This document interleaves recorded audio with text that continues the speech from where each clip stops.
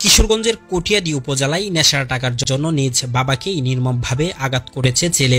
ঘটনাটি ঘটে কটিয়াদী পশ্চিম চারিপাড়া গ্রামে। ঘটনাটি ঘটে গত 3 জুন বিকাল 4:30 কপিল বাবু 4 জনের বই নামি বিশালটা আমি ফালি বেশি আদর হইতে ফালছি আমার বাই পুত্রে।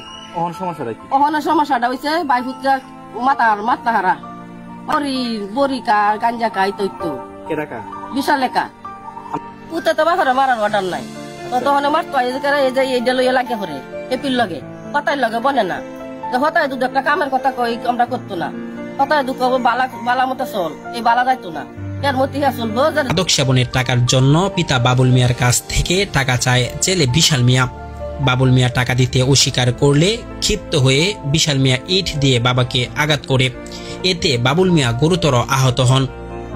বললাম যে মাত্র চাইছিল তারপরে আমি দৌড় দিয়ে মনে করেন ফেলাইছি। আমার ওয়াইফ মনে করেন সেই দিকটা দৌড় দিয়া আবার এমনি মনে করেন ফেলাইছিল। আমি আবার দৌড় দিয়েছি দিকে পরে আমার দৌড় চাইছিল মাত্র পরে আমার ওয়াইফ মনে হয় আমি মনে করেন এমনি একটা বালতি কাটতে মনে করেন দৌড় দিয়েছি। দৌড় দেওয়ার পরে দাদা মনে করেন ফুটটা চাইছিল হেরে কিন্তু ফুটটা দেওয়া না মনে হয় এই ফুটটা মনে এমনি লাগছে। এই যে ফুটটা লাগছে এই ফুটটা দাদা মনে হয় ধাক্কা মারছে। আমার ওয়াইফে ধাক্কা মারার কারণে এই ফুটটা লাগছে এনে কিন্তু হ্যাঁ মাথার মধ্যে লাগতো ফুটটা। যে কিন্তু জিজ্ঞেস করছি 14 বছর আমার ছেলে মনে করেন আমার বাপ বড় ভাই মা এরা ফালছে ওরা ফাইলে লালন পালন করছে বড় হয়েছে। আমার তো আব্বা ডাকেই না। আমি মনে করেন বিদেশ করছি আমার চিনে না। ওরা মনে করেন এই ছেলেরা হাত করে লাইছি ওরা সম্পত্তি সব বেচে লাইছি কিছু নাই। এখন মনে করেন আমার টাকা জোর জবরদস্তি এই তা হ্যাঁ এখন তাকতেছে তাকে মনে করেন যে আমার এইগুলি আমি কিনে রাখছি বড় ভাইয়ের কাছ থেকে আর আমার সম্পত্তি আমি বেশি নাই তা আমার বেশি না। এগুলি মনে করেন এরা লুপ করে দূর করে মনে করেন গপ্তে সবকিছু ইচ্ছা মতো দূর করে নিবো বাতা দিলে মনে করেন এই অবস্থা করে আমার ছেলের ভাইয়া ওরা মেরালা মানে ব্যাপারে তোর সব তোর সৎ মা যাইব গা গেলে গা পরে তোরই সব গাঞ্জা গা মদ কা টিয়া বাবু ট্যাবলেট কা তিনটা খা অপমান আছে।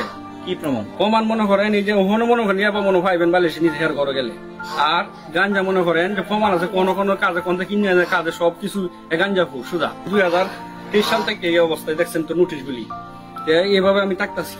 আমার কোনো নিরাপত্তা নাই। কোন দিন মারা সেদিন যে এই আমার 2023 সালে মনে করেন ফাঁদ দিছে গিরিলার ভিতরে 3টা সিটি লাগছে যদি আমার গলা চিন্তা ধরছে এমনি এদিন আমার সব এনে 20 ব্যথা এদিন আমার মাথার মধ্যে এদিন বাইরে লাগ দিয়া এটা আমার ঈদটা কেটছে কালকে সব কেঁচা মাছ দিছে আমার কেঁচা মাছ দিছে এবং তাৎক্ষণিকভাবে কটিয়াদী উপজেলা স্বাস্থ্য কমপ্লেক্সে প্রাথমিক চিকিৎসা নেন।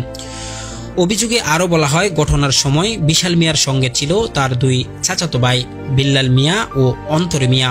তারা একসঙ্গে বাড়ির দরজায় আঘাত করে এবং বাবুল মিয়া ও তার স্ত্রী হেপিকে মারধর করে।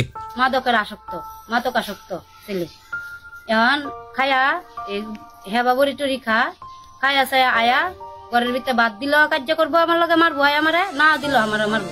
আমার স্বামীরে বাঁচাইছি আমার স্বামীরে গলার মধ্যে ওর 2 বাতিজা এই গলার মধ্যে সিদ্ধা দোষ আরেকজনের লাইদা মাথার মধ্যে বাতিজারা মারার কারণ হয়েছে হেরে গাঞ্জা খাওয়া হেবা খাওয়ার বলিদান টেহা দেয় না কেন এটি হাল লাগিয়া একসাথে জুড়ো হইয়া যারা বাপেরে মারছে।